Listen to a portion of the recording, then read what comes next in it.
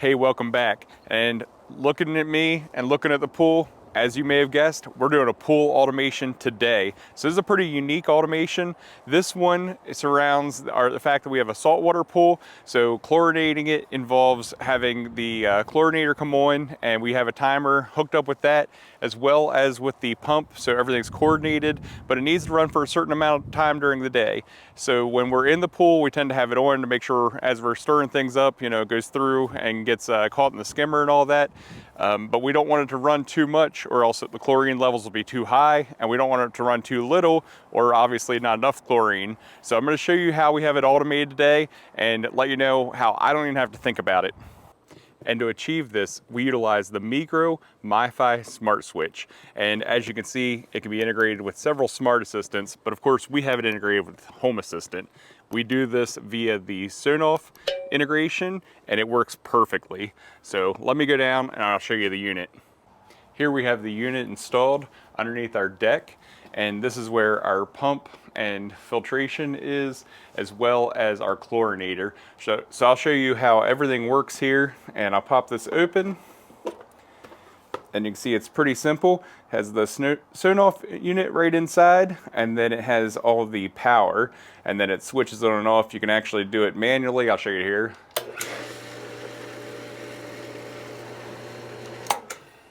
So pretty easy on off there.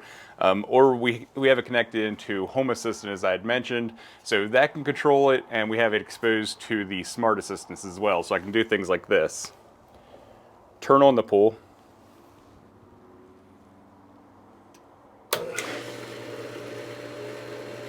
turn off the pool, and just like that, you have the pool turned on and off. So in this instance, we're utilizing it because of our chlorinator. As I had mentioned, we have a saltwater pool. So what's really important about the saltwater pool is turning the salt into chlorine as necessary.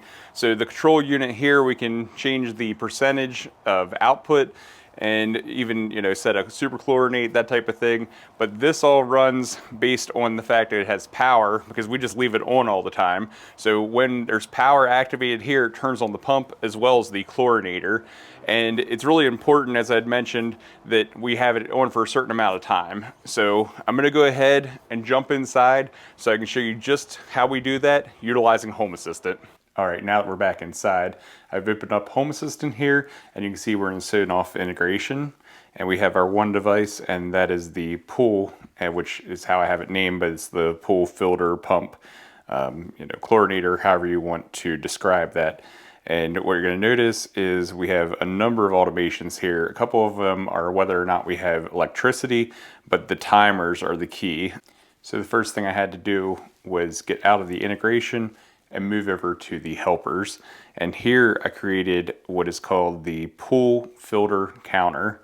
So this is just a counter that we can increment, and we can reset, and we can decrease if we needed to, but in this instance we don't have any need for that. So you can see 12 minutes ago it updated to 14, and that doesn't really mean much by itself here, but you can see that it's actively counting. So I'll go back to the device and pull up the automations so that you can see what's going on with those. So when we're in the device, as I'd mentioned, we have the couple regarding whether we have electricity or not, but we're going to jump to the pool count filter usage. And what you can see is every 15 minutes I have it set up that if the pool is on, then we're going to increment the counter. So it's counting 15-minute increments of the pool being on. And we can go to the next one, and this one, it's looking every 15 minutes from the 11 p.m. to 6 a.m. time period. You can see in the conditions, if the pool filter is above 23, so when it gets to that point, if it's above 23, we want to turn it off, because that means it ran for 24 15-minute increments or 6 hours. So we have everything calculated to be 6 hours over the course of the day, and then turn the pool filter off. I'm going to show you the last pool filter check, which is a 6 a.m. And at that point, it would have reached the 6 hours for sure. So we make sure it's turned off at that point, and then we reset the counter because 6 a.m. is when we're starting the next day for that purpose. So it goes 6 a.m. one day till 6 a.m. the next day. And the reason I have that is 6 a.m. is the end of our super off-peak period for our pricing for electricity. So I want to run it from 11 p.m. to 6 a.m. as much as possible. But if we're out using the pool and stirring things up, we want to run it during that period of time too. So if it ran during that period of time enough, we don't need to run it overnight as much. But if it didn't, we're going to optimize based on running it overnight. The next automation is if the pool didn't run enough, let's turn it on. So it checks to see how much it ran throughout the day, and at 11 p.m., if it's below 24, if it didn't run for 6 hours yet, it turns it on. So it makes sure that 11 p.m. it starts that cycle and make sure that the pool is on anytime it needs to be during that super off-peak period. And the last automation here, every 15 minutes, if it's between 11 p.m. and 6 a.m., if it's below 24 on the counter, let's turn the pool on. So that would be if somebody's, swimming at night, I suppose, and turning it off.